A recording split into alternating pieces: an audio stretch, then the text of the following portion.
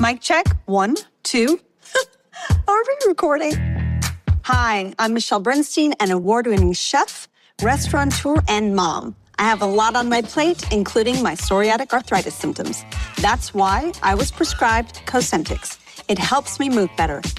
Cosentyx secukinumab is prescribed for people 2 years of age and older with active psoriatic arthritis. Don't use if you're allergic to Cosentyx. Before starting, get checked for tuberculosis. An increased risk of infections and lowered ability to fight them may occur, like tuberculosis or other serious bacterial, fungal, or viral infections. Some were fatal. Tell your doctor if you have an infection or symptoms like fevers, sweats, chills, muscle aches, or cough, had a vaccine or plan to, or if inflammatory bowel disease symptoms develop or worsen. Serious allergic reactions and severe eczema-like skin reactions may occur. Learn more at 1-844-COSENTYX or Cosentyx.com. Ask your rheumatologist about Cosentyx.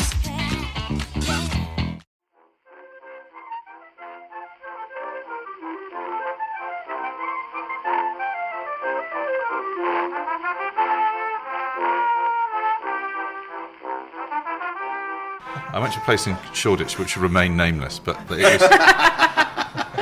I mean, and I'm really not against. I think it's great that people are making their own booze and they're doing all sorts of weird and fabulous things.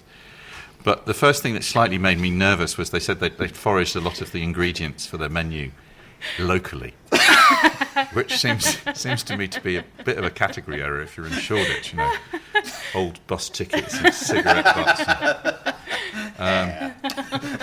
A ground elder, I suppose.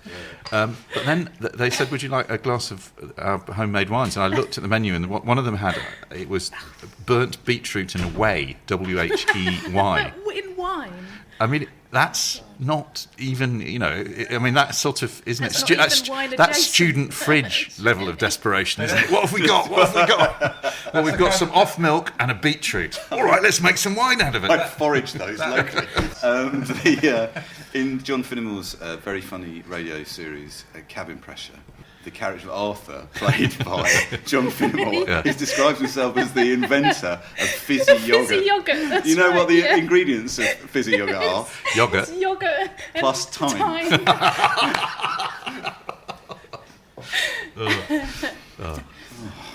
Hello and welcome to Backlisted, the podcast which gives new life to old books. My name's John Mitchinson. I publish books at Unbound, the website which brings authors and readers together to create something special. And I'm Andy Miller, and I write books, including The Year of Reading Dangerously, and I also read books, including The Year of Reading Dangerously. I just write and read that one book, increasingly. Can you join us in our only recently completed and partially furnished villa on the Devon coast? The sea of faith lapping against the shore, where today we'll be discussing Edmund Gosse's Father and Son. And with us today, we're delighted to be joined by a novelist called Sarah Perry. Sarah, I hope you don't mind me saying, I'd never heard of you before today. But it's amazing that you're here. And it says here on my bit of paper that you are the author of 2 novels, After Me Comes the Flood, and you're also the author of a novel called The Essex Serpent, which apparently is a Sunday Times #1 bestseller. It actually says on the piece of paper in front of you, Andy, and I'm not going to let Sarah off this, it says a blockbuster.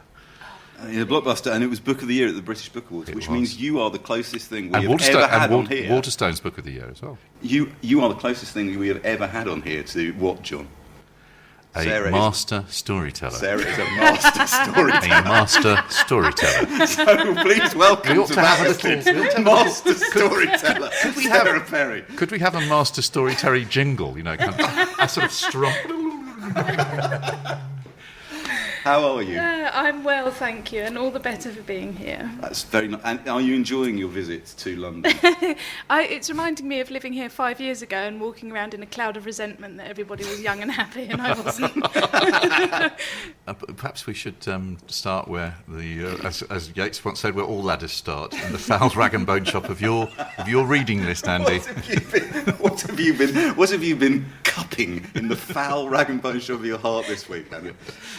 I have been reading short stories, and actually I contacted the author to double check on the pronunciation of their first name, and I can. It's a book called Attrib and Other Stories, and it's by Eley Williams, And you can, of course, find Eley on Twitter at Giant Rat Sumatra, which is one of brilliant. the great Twitter names. Totally. I think we can agree, can't we? Anyway, this is her first book of short stories, and this is published by the excellent publishing house of Influx Press, small independent publisher. And I read these stories probably in the space of 3 or 4 hours the other day, and I am really looking forward to finishing the next backlisted book that I'm reading for next time, so I can go back and read them again, because they are some of the most interesting and intricate short stories I can remember reading for ages and ages and ages. And the fact that they are new and they've been written in the last few years is really exciting, because Absolutely. Most writers you read are like other writers, but the thing about Eley is actually she's really I find it very hard to find reference points for these. Do you think so, Sarah? I 'Cause know you've read completely them as well. agree, yeah. And what I really like about her is that she is playful and knowingly witty and slightly absurd, but without being whimsical and quirky, which are the two worst things that fiction can be. I'm constitutionally incapable of anything that has quirk in it. And, I mean, they're kind of deeply serious and profound. And there's a line here where she says, "You should never start sentences like that, I know, but what's a sentence, really, if not time spent alone?" And that's kind of typical of her lexicographer's wit, the way everything has a double meaning. And I love the fact that these are stories about, amongst other things, they're stories about human relationships, about communication, but they are also stories about means of communication, and especially types of word and literature and, as you say, lexicography. John, you've read this. This is actually one that we've all read.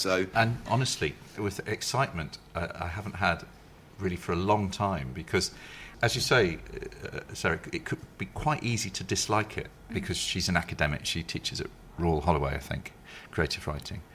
And the book is, superficially at least, it is quite academic. You know, it's about stories and words, but it's so funny. It reminded me a little bit. Do you remember that Paget Powell book we had, The Interrogative Mood? Yes. Where you'd think, oh, this is going to really get on my nerves. But actually, it's so brilliantly done. This is the best collection of stories I can remember reading for a really long time. I loved it, absolutely loved it. And I didn't even know you were going to talk about it, Andy. That's the other odd thing. I just love that thing of, I mean, I haven't read any reviews of this book. It may well have been reviewed, I just haven't read. I think it was reviewed in the FT. Was it? Melissa Harrison did. Right, yeah. okay. Oh, did she? As Okay. enthusiastically as it deserved. But The word of excellent mouth, Melissa but the word Harrison. of mouth, this is what always sells books, really, is word of mouth. Yep. And sure enough, it's word of mouth that made me pick this up. Yep. And I'm just going to read a bit, which in the event Matt may want to edit down. But I need to get to the end of this because the payoff is worth it. So this is from a story called Synesthete Would Like to Meet. And I'm not Best titles as well. Yeah, by the I'm way. not starting at the beginning of the story. I'm starting a couple of pages in. My life is often an unmanageable series of sensations. Other synesthetes describe their experiences as pleasant, while for me it is a constant sensory overload. Back to the switchboard simile, I have it on good authority that when something overloads, it tends to crash. Pick up any paperback that uses too many mixed metaphors, and that is my day-to-day, with all attempts at clarity squandered by confusing, muddled leaps of imagery. I see fireflies when a tyre screeches, smell fried onions when I step on an upturned plug. In an attempt to process fewer sensations and block out the worst unexpected repercussions of my surroundings, I have taken to wearing tinted shades even when indoors. I'm well aware how daft this looks. Always wearing shades and looking either wary or disgusted whenever I leave the house can make for quite a lonely existence. That's why I chat online. If I adjust the settings on my monitor so that all text appears a certain shade of grey on a yellow background, I don't have to shield my eyes or stuff up my nose nearly so often. Changing the display settings like this just takes the edge off. Grey text on a yellow background sounds so clearly to me like snow on a tin roof and smells so strongly of mown grass that all other synesthetic responses are dulled. Online dating marked a huge step. At first, I found the profile that I created absolutely disgusting. Reading through it, the paragraph smelt like tar and vinegar, and it was full of chewy, toothacheing words. I had no hope of any response to such a squalid, acrid thing, and imagined that anyone to whom it might appeal in any way must have some kind of perversion I did not want to share. You must understand that it was not just that I did not have high hopes, I actively dreaded who would be interested in such a thing. I gave it to my doctor to edit, and he gave me 2 thumbs up, but I could tell by his tweedy neoprene-edged vowels that he was just being kind. Your email back, however, smelt like a sea breeze. That was all it took. I didn't have to read about the interests you listed, your hobbies or your star sign. It was that sea breeze smell cutting through the snow sounds and mown grass that convinced me this was a chance I had to take. I organised a meeting. You chose a spot near Piccadilly in view of Eros and the Criterion. I like Piccadilly Circus. The exhaust fumes and the chatter present me with a fresh, inky blue. It's almost precisely the colour of the line on the tube map. To me, the flashing adverts are a barbershop quartet suffering the giggles, which makes me smile, and the tourists' interbraiding accents cause a firework display of neurological responses. The taxi driver's swearing is accompanied by different shades of silver, squeaky and lickable. As I waited, the rain made a pink overture against my jacket. And your colour when you introduced yourself? You must not be insulted, but you were blank. A soundless, tasteless, brilliant blank. That's not the end of the story. That's very... It's so good, isn't it? I mean, sorry, Ellie, I hope I did that justice. it's great. Good Terrific. reading. But Terrific. I felt slightly earlier this year, where's the British writer that has the wit, the poise, the humour, the kind of cojones of George Saunders? And now I feel I found one. It reminded me of that brilliant collection of George Saunders more than it reminded me of any other. 10th of December. 10th of December. Yeah. Because she shares with him, I think, a fundamental benevolence and Yes. niceness. There's a good spirit behind Yes. it, and I think there's a lot of literature written at the moment which is ironic and is postmodern and rather posturing and rather insincere, which is very fashionable and, you know, goes down very well. But this is not insincere. It's very sad in places and very well meant, but at the same time very playful with form and language. So, and it does share that with him. Anyway, to recap, the book is by Eley Williams, E-L-E-Y Williams, and it's called Attrib and Other Stories, and it's published by Influx Press. And it looks $1 million as well. I think it's fabulous. I love that jacket. Such a great little book. John, what have you been reading this week? Something very different. It's a historical novel. Oh, I'm sick of those. Yes. Oh, God. If there's one overpublished genre. No, I think it's a doozy. And I declare an interest. It's written by a friend of both Andy and I called John Simmons, and it's his second novel. It's called Spanish Crossings, and it's set in it is mostly, the story it's a love story, and nobody needs really to have plot summaries of historical novels. But let's just say it is a love story, and it's set in the Spanish Civil War, and it's an English woman who falls in love with somebody who goes to fight in the International Brigades, and he dies. Okay, first spoiler. And then she ends up looking after a young Spanish refugee child. I think he manages... It's that great thing, and we maybe talk about research, but he manages his research. I'm kind of quite excited. You know, if you've known someone for a long time, and I've known John for 25 years, and he's always been... He's a brilliant teacher of writing.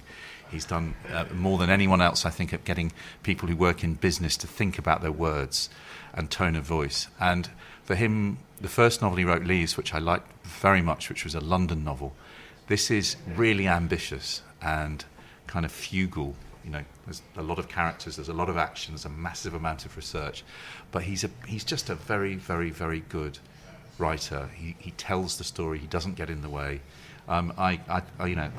One always reads friends' books with a slight sense of trepidation. Slight. Let's say Terrible, absolute terrifying, gnawing terror. And I can really happily. I wouldn't come on this podcast and recommend anything that I didn't think was good, and John knows that. Are you going to read a little bit? I just thought just a little tiny bit, which is from towards the end of the book, just because it seems unfair. And it's quite a difficult book to excerpt from because it's historical novels, so it's like one damn thing after another. But this is towards the end, and this is rather lovely. From my pocket I took out the artificial pearl necklace that I had discovered next to Harry's letters. When I'd seen it, I had decided on a whim to bring it on this trip, perhaps as some kind of comfort because it reminded me of Mother. There had seemed something deliberate in their side-by-side placement, and that thought made me now deliberate in my own movements. I bent over the mound of stones, carefully removing the top 3 or 4 until a gap was revealed by its deep blackness. I dropped the necklace into the gap, then placed the stones back as I had found them. Above, the stars were shining like pearls in the moonlight. There were more stars than anyone could ever count, more stars than anyone would ever want to count in that black immensity of night sky. Each one was beautiful, however bright or dim, and it seemed to me that that night, every night, each one counted. It's lovely. That's very good. Very good. So, before we move on to the main event, I believe we have a message from our sponsor. Indeed, and this is a novel, another unbound novel by Claire Scobie called The Pagoda Tree. It's a historical novel, but none the worse for that. It wears its learning lightly. It doesn't smell of the lamp. It's a gorgeous, actually it is, it's a gorgeous tale from 18th century India. Almost no one has written a novel set pre-Raj. It's about, in a way, first contact of British trading companies in South East India. Take it away, Claire. I'm Claire Scobie, and my novel is The Pagoda Tree. It's quite an epic historical novel set in 18th century India, just on the cusp of when the British were trying to set up their power base there.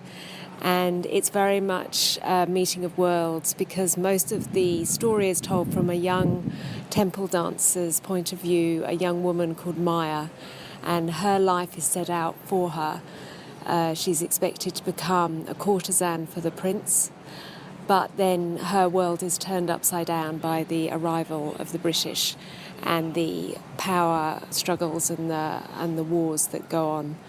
And so it's this amazing, really rich tapestry and a great dramatic backdrop for the story. My background is I'm a journalist and I've lived and worked in India, so I've travelled there a lot.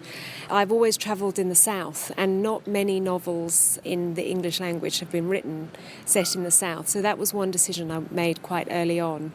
And the other was that period in the 1770s just seemed to me so exciting and so unexplored because the Raj is very well covered, and it was also a time of real static relations because the racial lines had been drawn. So the fact of setting it in this earlier period when the East India Company was just growing its power seemed to me very exciting. And also the East India Company was essentially our first multinational corporation, and it had devastating impact on India and other parts of that region. That whole idea of the start of capitalism, of the start of the monopoly, and looking at it in that early period seemed to be a great time to set a novel like this. So this is set just at the beginning when Maya is about to be initiated into the temple. Stepping over the threshold, Maya wavered for an instant, surprised at the crowd. Dancing girls and drummers, neighbours and children milled around, their faces illuminated by the last rose-gold rays of the setting sun. With Maya pressed in between her mother and her aunt, she felt herself carried along by the rapid rhythm of the tarvel drums. Maya remembered her mother's words and gazed straight ahead. As they drew near the temple, she saw a man standing outside the gates. Dressed all in black, he wore an unusual triangular hat. He was a foreigner. His long hair was dishevelled, his pallid complexion ghostly. Her mother frowned. She too had noticed him. Only then did Maya falter. She'd seen foreigners before, but seeing him at this moment, as she was about to begin her life as a dancer of the temple, seemed a bad omen. He was staring at her, his pale blue eyes wide, his mouth twisted. Even when she had stepped through the archway, still she felt his eyes on her. The Pagoda Tree by Claire Scobie is available from all good bookshops or from the Unbound website. Backlisted listeners can enter the code BACKOFF, that's all one word, BACKOFF, to receive a 15% discount off the list price. We'll pick this up again after some adverts. Stay tuned to this. And now, leaving 18th century India, we return to 21st century London. Or 19th century... yes. Islington, it starts. Islington, yes. Near here. That Caledonian Road. Okay, Edmund so Gosse. so we will introduce what the book is in a minute properly, but I would like to just ask you, Sarah. So I had never read Father and Son by Edmund Gosse. John thought he had read Father and Son by Edmund Gosse. Can you remember when you first read this book? Before we get on to why you like it, can you remember? It was definitely a decade ago at least, and I think I just saw it in a charity shop or a second-hand bookshop and read the back and, for reasons that will become painfully evident, immediately realised it was a book that I needed to read. And it sort of stayed on my mind ever since. This is the first time I've reread it in all those years, but I've quoted from it often and pressed it on people and bought it for people, none of whom have read it. So it feels sort of part of my fabric in some ways, but it was only nobody recommended it to me. It was a question of picking it off a shelf and thinking, oh, well, I'll have that then. And I'm going to do what we normally do a bit later on. I'm going to read the blurb on the back of this copy because I think I want to introduce what this book is quite quickly before we start talking about it. So it's a memoir, and it was published in 1907. I've got a Penguin Modern Classics edition here, and I think this blurb was probably written in the late 1960s, but it does the job. Edmund Gosse, Father and Son. For readers of Father and Son in this century, it is difficult to credit this factual and indeed well-documented chronicle of religious fanaticism in the middle of the last. We have grown used to hysterical outbursts of anger against the older generation. How infinitely more telling is the calm, measured, and often humorous style in which Edmund Gosse records the mental straitjacket of his early years in London and Devon. The elder Gosse was a marine zoologist of considerable repute. He was also a Plymouth Brother and a man of such unbending and fundamental Christianity that in an effort to reconcile geology and Genesis, he publicly challenged the findings of Darwin and others during the controversy over evolution. But what, assisted by his first wife, the godly daughter of a New England tradition of Puritanism, he did to the mind of a brilliant and sensitive son was far worse. That Edmund Gosse remained sane is extraordinary.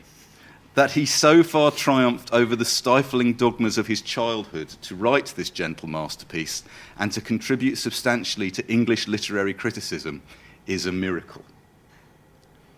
I mean, I think there was a certain degree of irony in invoking a miracle in that particular context. But so this is a book about, the historical setting was quite clear there, but it's a book about growing up, growing away from, it seems to me, the parent, or growing up and growing away from the child, or the parent and the child growing apart.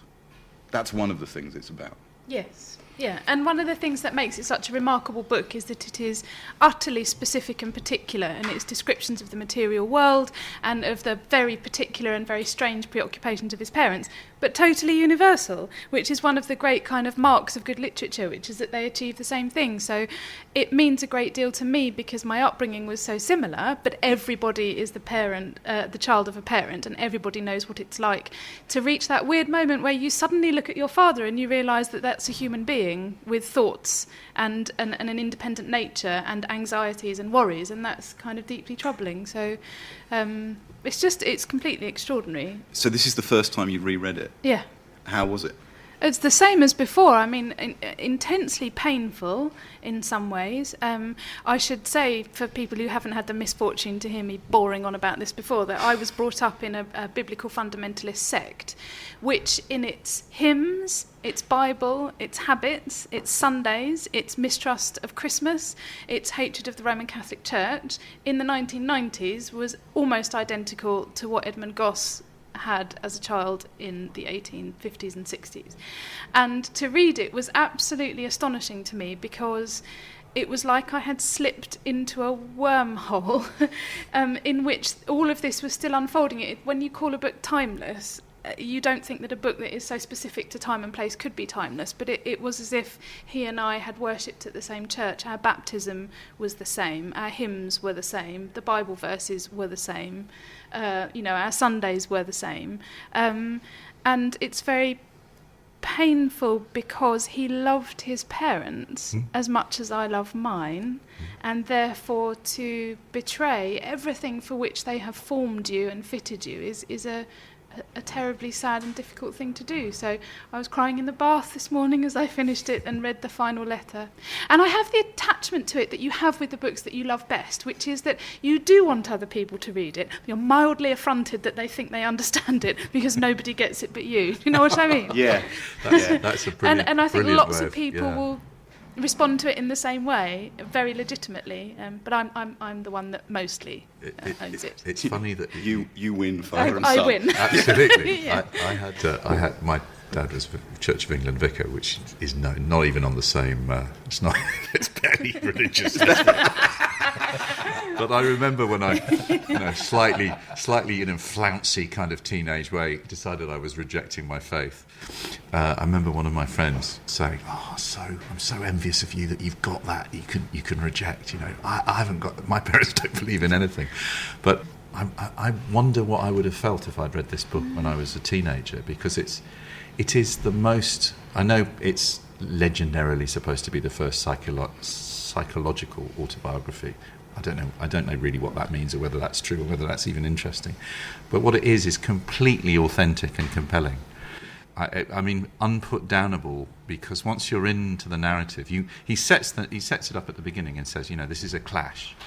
This is, something's not. That you can sort of feel what's going to happen. Yeah, the subtitle is A Story of Two Temperaments. Two temperaments. Which is such a extraordinary way of and putting it. the generosity with which he portrays both his mother and his father, as you say, just it leads to a very, very, very heartrending conclusion. Then we can ask Sarah to read something in a minute, but I'd just like to add that I hadn't read this book.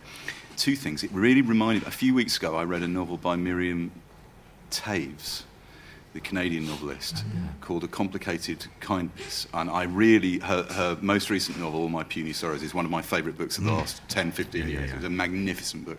Anyway, so this was an earlier novel of hers. And she was raised in the Mennonite community in Canada. And actually, Sarah, you should read that. That is a really good novel. There's a few problems with it, but in terms of it has certain similarities to this. Move forward 100 years. The sense of parents being constrained by what they believe, what they want to believe, and what they want for their children. It's a very powerful book. It seems obvious to me, but it's pretty fundamental text if you want to understand fundamentalism. If you want to understand what it's like being a young Muslim growing up today and wanting to rebel against.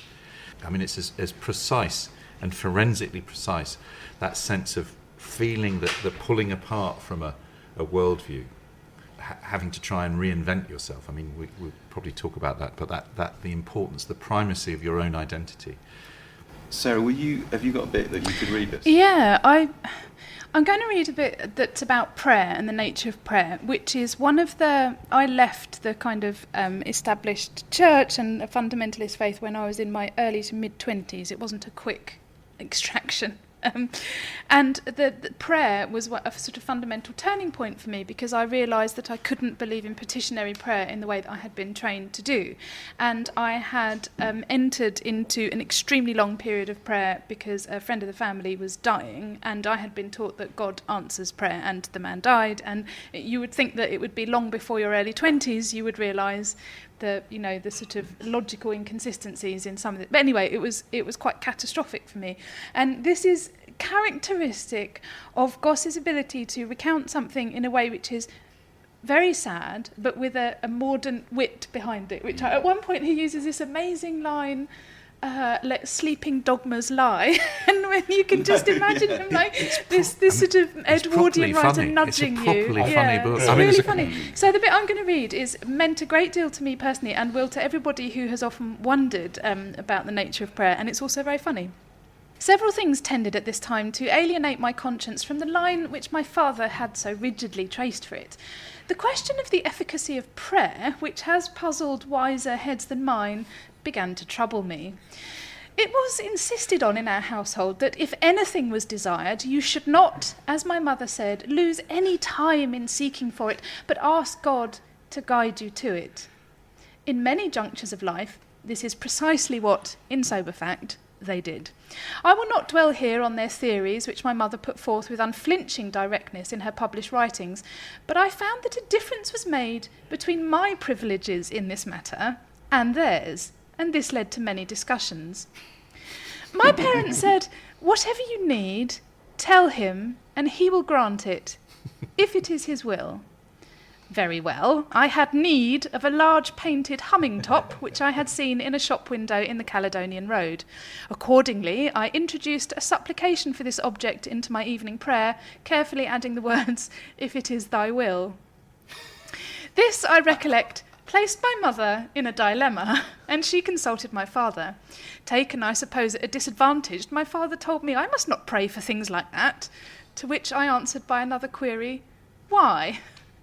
And I added that he said we ought to pray for things we needed, and that I needed the humming top a great deal more than I did the conversion of the heathen or the restitution of Jerusalem to the Jews, two objects of my nightly supplication which left me very cold. It's brilliant. When I read that passage, I just found it reminded me of one of my favourite lines of the American comedian Emo Phillips. You know, he said, "When I was a kid, I used to pray every night for a new bicycle. Then I realized the Lord doesn't work that way, so I stole one and asked him to forgive me." Which has, in a way, sums up my relationship with Christianity, if not everything. It's funny though, isn't it? But I had the great good fortune, so I'd started reading Father and Son, and because time was of the essence over the last week or so, I thought, I wonder if there's an audio book. And I looked it up, and there are two audio books, and one of them, the one that I downloaded and listened to and read, quote unquote, was read by the actor Geoffrey Palmer. And I assume everybody knows who Geoffrey Palmer is, but, you know, he was in As Time Goes By. He's famous for being lugubrious. He does first of all, the reading is superb. Not as good as yours, Sarah, but still good. Right? He's a pro.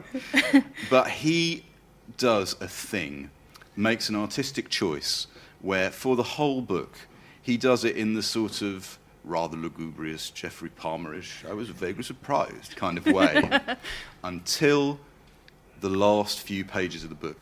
Yeah. And there is a letter in the last few pages of the book, no spoilers, but there is a letter from father to son. And I almost feel like saying to people, if you read the book, which I hope you do, you should also go to the trouble of downloading the audio. If you want to hear an actor change gears dramatically in all senses, it absolutely made the hair on my arm stand on end. The rage that he pours into that letter, which he has held back. He has presented to you a document that is, you know, rather wry and, you know, in the English comic tradition, and then it suddenly accelerates into this pain, this real pain. Is absolutely magnificent. It's so moving, but also it's hard not to feel sympathy for the father because of the way Gosse writes the book, even though he says, you know, my dad is basically an idiot. The idea of the omphalos. I mean, one of the key things here is this is the great moment. I mean, this is the other thing about this book. In terms of the history of ideas, this is the big moment. This is the fundamental moment in the modern world where we realise that God didn't create the earth because we have fossils, because, you know, Charles Lyell's sort of geographical work, the work that Darwin was doing, the work that all these amazing 19th century, of which, you know, Gosse's father was one. He was a brilliant marine biologist. I mean, apparently the vogue for having aquariums, marine aquariums in your house was down to him. He was an amazing populist for science. But he couldn't reconcile that with his belief that the world was created by God. So he came up with this idea that God had hidden, basically, signs of aging, fossils, and so on, as a sort of almost to fool people. Well, that was the way it was taken, wasn't it? But actually, one of the things that's really interesting about this book is that it looks at how theology forms your mind. Right. And there is something about Christian theology which is dependent on chains of logic, right? So you think about things like Romans 8, where the Apostle Paul's thing says, you know, him whom he called, them he also justified. And this is where kind of the doctrine of election comes from. And what I was brought up with, and what is exemplified in this, is that it is more than possible for a very, very intelligent person to subordinate their intellect to the logic of their faith. So he would say, well, we know that Adam was created first. Adam had a belly button. Yeah. There was no need for his belly button because he had no mother. Therefore, we can say that the earth could have been created entire as it is. In the same way that Adam was born with a belly button, the earth could have been created with the fossil record. Not to fool anybody, but merely just as it is. Why not? They're wonderful it's things. Just the way it is, yeah. But obviously it was taken by his critics as being this sort of... and that was the thing, the and ridicule. It was rejected by atheists and Christians, which is like, it's quite an extraordinary achievement. But there's a line I just want to read out, because the melancholy of the book, I think, is dependent on how sad it is to think that you have to extinguish these kind of sparks of all your natural instinct. They have to be flattened by what this ancient manuscript says. And this is what eventually drew me out of the church. So he talks about his father, and he says, my father's attitude towards the theory of natural selection was critical in his career, and oddly enough, it exercised an immense influence on my own experience as a child. And then this is the bit that I found so tragic, it almost reduces me to tears. Let it be admitted at once, mournful as the admission is, that every instinct in his intelligence went out at first to greet the new light. It had hardly done so when a recollection of the opening chapter of Genesis checked it at the outset. And I think this is something that people who are not familiar with fundamental faith of any flavour won't understand, is that it requires a daily recalibration and suppression of everything that is kind of natural in you to subordinate it to a bigger idea. So it isn't sort of lazy or foolish, it's actually an enormous intellectual exercise to do it every single day about everything. But what does the Bible say? Yeah. One of the things I discovered about this book is that there was a TV adaptation in the 1970s for Play for Today called Where Adam Stood by Dennis Potter, by the great Dennis Potter. And as luck would have it, that play, which was repeated, it was like all Play for Todays, it was on in the 1970s and then disappeared for 30 years. It was repeated in, I reckon, the 1990s or the early 2000s on BBC Two. Some kind soul has put that repeat up on YouTube. It's been blocked in the UK, but were you to use a YouTube proxy site, you would be able to watch it illegally, and I can't counsel you to do that. You're a bad man. I am a bad man. It's wrong. It breaks all sorts of copyright laws, but were you to do it, you would find it a very satisfying experience. Frankly, buck up BBC is what I say, but yes. Anyway, you were talking, Sarah, about the sadness. And what Potter does in the adaptation is it is a very much... not a direct adaptation, it's based on specific scenes. He potters it up a bit. He does, and he bases it, and there's stuff around... the abuse, the yeah, woman and there's taking also, him out of the church, and then... There's also stuff with the scene with the boat becomes the final scene in the film. The moment of rebellion, as it were.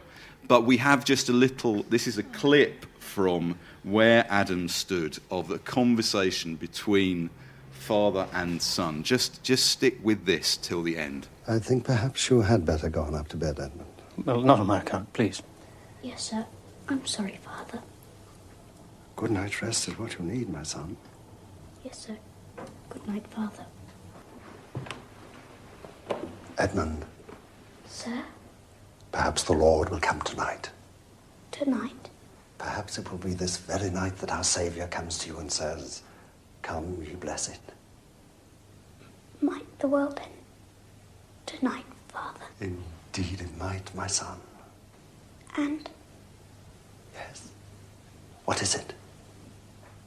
Might I die tonight? And I. But in Christ our Lord there is no death, Edmund. Pray tonight to be gathered up into the arms of Jesus. Yes, Father.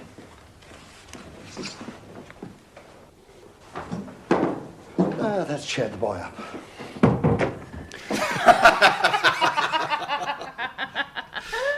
Because his father was very very affectionate, wasn't he? There was one point where he said he calls him my love, which is a really kind of lovely mid-Victorian turn of I think the bits where he, after the mother dies, it's magnificently affectionate.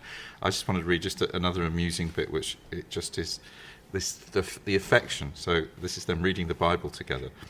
Hand in hand, we investigated the number of the beast, which number is 666. Hand in hand, we inspected the nations to see whether they had the mark of Babylon on their foreheads. Hand in hand, we watched the spirits of devils gathering the kings of the earth into the place which is called in the Hebrew tongue Armageddon.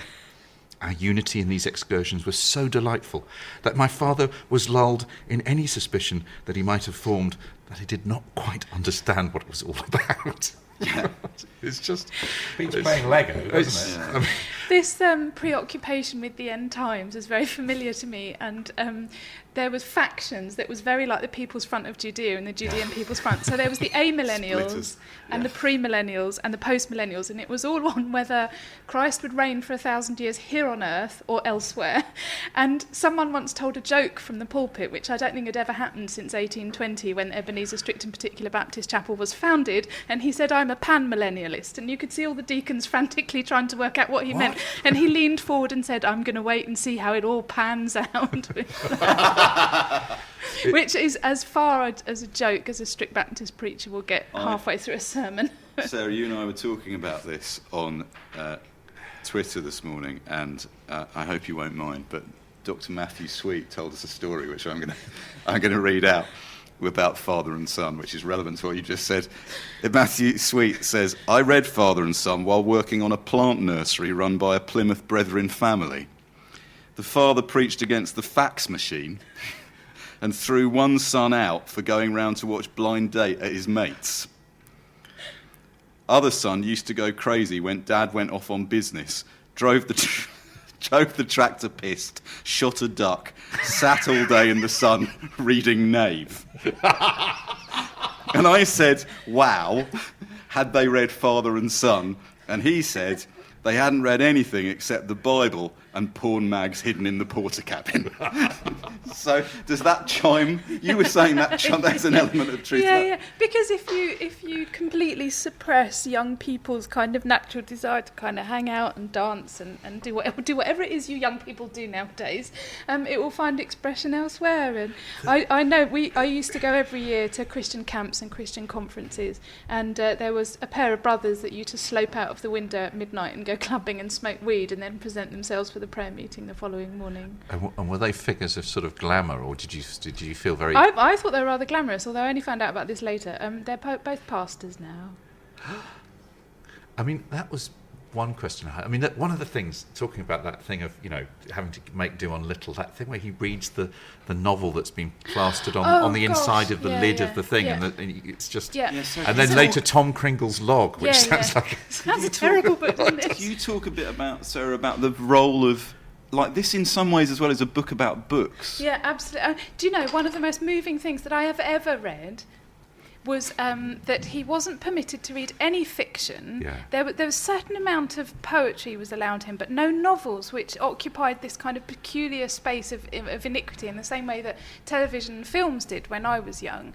And what happens is, if you deprive someone of something, when they are exposed to it, it's a sort of sensory overload, and it is overwhelming in a way that's very difficult to convey to other people. And he happened to have been going through an old trunk, and of course they were lined with paper, and it happened to be a fragment of a paper that had a kind of Penny Dreadful story on it, and he was utterly overwhelmed. I mean, he couldn't, because he'd been told that he thought it was true. He couldn't distinguish between fact and fiction because he didn't know what fiction was. He knew what a lie was, and the idea of lying was so beyond the pale that I don't think it occurred to him that someone would willingly lie on paper and commit it to type. And then when he eventually started reading novels, it had this sort of extraordinary effect on him. Yeah, I mean, and reading Virgil, even Virgil in the Latin, just the sound of the cadences was absolutely intoxicating. That moment with his stepmother when they're talking about "Here Only Under My Marlowe." That's right, yeah. And she hides it under her knitting. Yeah. And then his father comes and he says, "This is basically, you read this and you're lost." When I was about 10 or 11, a double cassette tape of the best of Elvis Presley found its way into the house, and we listened to it secretly in my sister's bedroom, and In the Ghetto was her favourite. I think I can't remember what mine was. And after a bit we couldn't find it, and we thought to check the dustbin, and it had gone in the dustbin. He describes, and John and I will both be pleased at the role that, because we both love Dickens, the role that Dickens plays in here. Pickwick. So that The Pickwick. So the effect. I was thinking but this is why this book is universal. You know, you were saying, Sarah, quite rightly, that it has a particular resonance for you. You know, I don't grow up in that kind of environment, but I have been a son, and I am a father. Yeah. I am both a son and a father, and the bit where he describes reading Dickens, the joy, the liberation and the joy of reading something funny at about the age of 12 or 13. And I think that's me reading Douglas Adams. You know, when I found Douglas Adams, and I mean, and also him sort of saying a lot of people don't really seem to like Pickwick, don't seem to, but it's, you know, he just, for him it was every story, That's just right. the force of a revelation. And he would do that thing that we all recognise if you read comic fiction, was that you start laughing long before the funny bit. And that is exactly what it's like. Have we got speaking of funny bits, have we got the very famous, the most famous scene from Father and Son is probably this one, isn't it? The Adventure of the Christmas Pudding, yeah. So, in keeping with Reformation theology, Gosse's family considered the Roman Catholic Church to be the actual whore of Babylon, and which is also something that I was taught. And so anything which was even vaguely Pope adjacent was not only Popish. I mean, I was brought up to call the Catholic Church sort of popery and papism and all the rest of it. And I genuinely hated Catholicism with the burning, fiery passion of 1,000 Protestant sons until I was about 17. In fact, every year on May Day, I went with a small group of people to Walsingham to protest the Anglican pilgrimage to the Shrine of Our Lady, and would stand with sandwich boards while a procession of diligent Anglican Catholics... Well, they would say things like, repent ye and believe the gospel, and terrible puns about what Walsingham was. And they would proceed past singing Latin. It took about 4 hours. A lot of them had been on the beer, and so the sight of someone drinking alcohol while in clerical vestments, which I knew were also devilish, was quite overwhelming to me. And we sang, there is power in the blood, there is wonderful power in the blood, for about 3 hours to try and drown out the Latin. It was astonishing. So we did celebrate Christmas at home because my parents were 10% less mad than the Gosses. But my dad did it with with what I can only describe as an ill grace. So he would he would complain about having a Christmas tree and call it that heathen branch until Christmas morning, where he could be found behaving like a Labrador puppy and being Father Christmas all day and having a wonderful time. Anyway, Christmas was... such an effort. Looked on askance. It is an extraordinary effort. So anyway, this is a very famous bit. The subject of all feasts of the church... And this is written with a capital C to indicate that we're not talking about the chapel and the saints, but the church, the established church. He held views of an almost grotesque peculiarity. He looked upon each of them as nugatory and worthless. But the keeping of Christmas appeared to him by far the most hateful and nothing less than an act of idolatry. The very word is popish, he used to explain. Christ's Mass, pursing up his lips with the gesture of one who tastes asafoetida by accident. Then he would adduce the antiquity of the so-called feast, adapted from horrible heathen rites, and itself a soiled relic of the abominable Yuletide. He would denounce the horrors of Christmas until it almost made me blush to look at a hollyberry. On Christmas Day of this year, 1857, our villa saw a very unusual sight. My father had given strictest charge that no difference whatever was to be made in our meals on that day. The dinner was to be neither more copious than usual, nor less so. He was obeyed, but the servants, secretly rebellious, made a small plum pudding for themselves. I discovered afterwards, with pain, that Miss Marks received a slice of it in her boudoir. Early in the afternoon, the maids, of whom we were now advanced to keeping 2, kindly remarked that the poor dear child ought to have a bit anyhow, and wheedled me into the kitchen, where I ate a slice of plum pudding. Shortly I began to feel that pain inside me which in my frail state was inevitable, and my conscience smote me violently. At length I could bear my spiritual anguish no longer, and bursting into the study, I called out, "Oh, Papa, Papa, I have eaten of flesh offered to idols." It took some time between my sobs to explain what had happened. Then my father sternly said, "Where is the accursed thing?" I explained that as much as was left of it was still on the kitchen table. He took me by the hand and ran with me into the midst of the startled servants, seized what remained of the pudding, and with the plate in one hand and me still tight in the other, ran till we reached the dust heap, where he flung the idolatrous confectionery onto the middle of the ashes and then raked it deep down into the mass. The suddenness, the violence, the velocity of this extraordinary act made an impression on my memory which nothing will ever efface. That gear change at the end is exactly it. It's honestly, it's such a good Now, book. It's such a good book, and that was beautiful, by the way. I have a great surprise for you, Sarah. Oh. Edmund Gosse couldn't be here in person today, but he sent this message from the hereafter. This is the only recording that exists of the voice of Edmund Gosse. He is delivering a lecture in the late 1920s about after the death of his friend Thomas Hardy, and this is recorded off a 78 RPM record. So please make yourself known to us. Gerard Hamilton wrote, "Samuel Johnson is dead. Let us go to the next best. There is nobody." We should do a grave injustice to several younger veterans of genius if we declare that nobody can take the place of Thomas Hardy, since one or other of them will presently slip into preeminence. But for the moment there is no visible head to the profession of letters in this country. The throne is vacant and literature is gravely bereaved. It would be conventional, it would even be insincere to allege that literature has lost anything by Hardy's death. He preserved to a very great, perhaps to an unprecedented age, the power of expression. And it will be found that even in his 88th year, he added something to his life's achievement. But practically his work was over. The cup was drained to its final drop, although the wine was excellent to the last. I think Dad would be proud. I mean, that's a fairly extraordinary thing to hear, isn't it? That is an amazing thing to hear. And isn't his voice exactly what you would think, sort of knowingly slightly prissy? Okay, so we must say that Edmund Gosse went on to become one of the great men of English letters of this era. Well, he became an enabler, didn't he? I mean, he was an enabler. I think this is the book that's read, but he was a great friend. He was a friend to Hardy, but he was a friend to Joyce, and he was a friend to.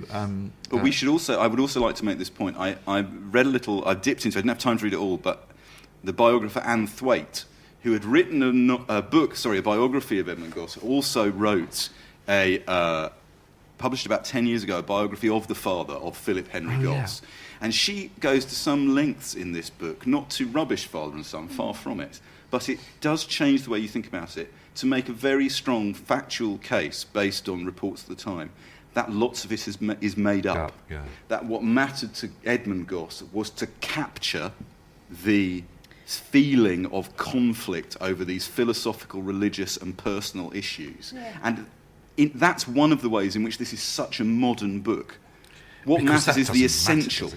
No, and it comes down to, almost the nature of truth. And there are, I was thinking if I were to write a memoir, I would perhaps devise incidents which were entirely possible, but more vividly and more accurately showed a psychological truth that I didn't have a memory of. So the adventure of the Christmas pudding may not have happened. Showing up the moral. Well, that's right. Well, this is the point. As you were saying, John, so Gosse knew that Gosse was a great friend of Henry James, and after he died, Henry James has said famously, the thing about Edmund Gosse is he had a genius for inaccuracy. There was a sense that what mattered, as you say, was the essential truth rather than the literal truth. You get this feeling that he was somebody when he was converted to literature. I mean, this is a sort of leading question in a way. When he was converted to literature, he became, in a way, all his devotion and his passion and his kind of, and that does sound like a sermon. That he transferred that zeal to his love for literature, and he was an amazing from what you read. I mean, there's also, I mean, I guess he was, he had kids, happily married, but also there's a lot of stuff about him having very strong repressed gay, or maybe not even that repressed gay tendencies. But the point about it, what I wondered was that he seems to have survived it. You seem to have survived it. Do you feel that there's something? It's such a difficult thing with a childhood. Do you feel that it's something that you transcend, or that other positives that always sounds from the outside? My God, can you imagine living like that? I don't regret a second of it for a number of reasons. Firstly, the sheer folly of regretting anything about that made you, because if you were to do that, you wouldn't have the consciousness to do the regretting in the first place, because you wouldn't exist. So it's a logical defeatist. Tautological. But also, sometimes when I speak about my upbringing, I'm asked, was it like Jeanette Winterson? And, my parents were not abusive alcoholics with mental health problems. They were loving and are loving, intelligent, interesting, kind people. And I think there is an inability nowadays in particular to understand that you can be a fundamentalist and you can desire nothing more for your child than they are also exactly the same flavour of fundamentalist that you are, but that also you can have had in many respects a merry and a nourishing upbringing. But what has happened is that I know no other way of living than to have an ardour and a devotion for something larger than the immediate self, or of a romance, or I have children. I can't live like that. So I think I've displaced my striving for something vast and eternal, where I am small and mortal and manifestly and thankfully not eternal, into literature, to something that is grander and as strange and as sublime, actually. And writing for me is a sacrament in some respects, in that it's the nearest I can come now to formal worship, is this sense that there is something bigger than me. And I think that that's what Gosse did, actually. And I wouldn't have the voice that I do, or the references that I do, had I not been saturated in the King James Bible, in Fox, in the hymns that he sang. Every single hymn that he mentions in this book I can sing by heart. Amazing. Or every verse, virtually. Yeah. I certainly could. It's funny, it's the hymns that leave you last. I always feel that. Yes, very true. If I may, as ever, provide a pathetic note. Speaking of songs and singing and things that you know by heart, so we were having a joke this morning about Father and Son by Cat Stevens. The famous song, as with Cat Stevens from, I'm going to say, Teeth Tillerman. I'm going to say Harold and Maude from the film Harold and Maude. It's in that as well. And Sarah's looking completely blank. Askance at me. But I had a look at the lyrics of Father and Son by Cat Stevens, and of course I've convinced myself that he read Father and Son before he wrote the song. Right. So this is the third verse of Father and Son, which again, let's hope Cat Stevens' people aren't listening. Why would they be? How can I try to explain? Because when I do, he turns away again. It's always been the same old story. From the moment I could talk, I was ordered to listen. Now there's a way, and I know that I have to go away. I know. I have to go. Sorry, everyone who loves that song for ruining it. But, yes. Can I just read one more line? Please. Yes, and then I think this would be great. Because we've talked a lot about the humour in it, and it is very funny. But this is the last line of his 1907 preface, and it was published anonymously, so his name is not appended to this preface. But this is extraordinary, and something that this is the universal and particular aspect of it, that it can apply to all of our lives as well. But listen to this. There was an extraordinary mixture of comedy and tragedy in the situation which is here described, and those who are affected by the pathos of it will not need to have it explained to them that the comedy was superficial and the tragedy essential. It's one of the great sentences. You say that, and I want to use it as an epigraph in a book. I want it on my tombstone. Well, that seems and on that bombshell. We're going to have to. But can I ask, was there a reconciliation? I mean, talking about lying. Anne Thwaite says they got on perfectly well for most of their lives. That's one of the great, the art being the beautiful lie we say often on here. They've got on fine. And what Edmund was able to express through art, through literature, was a kind of settling and a summation of things that probably weren't expressed in person. But that's why, of course, when you read it, Sarah, you get one strong response to it. I read it, I found it very powerful. It is. I mean, somebody said, well, who do you think should read this book at lunch? And I said, well, anybody who's ever believed strongly in something, anybody who's ever had a parent, and anybody who's ever had a child. And it's that universal. Yeah. But it's also that particular. It's glorious. I think, yeah, we should stop now. Yes. Massive thanks for a really, really, I mean, one of the most moving and powerful things I think we've done on Backlisted. I hope that recorded, Matt. Oh, damn. Thank you, Sarah. Yeah, thank you, Matt, our excellent producer as ever. Our extensive archive of old shows, our backlist of Backlisted, is available on SoundCloud, SoundCloud/backlistedpod, and we're available, active, sometimes too active, on Twitter and Facebook. So come and join in the conversation. See you in a fortnight. I know. I have to go.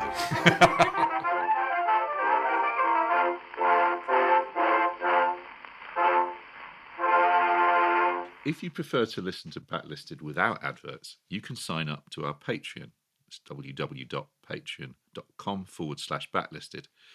As well as getting the show early, you get a whole 2 extra episodes of what we call Locklisted, which is Andy, me, and Nikki talking about the books, music, and films we've enjoyed in the previous fortnight.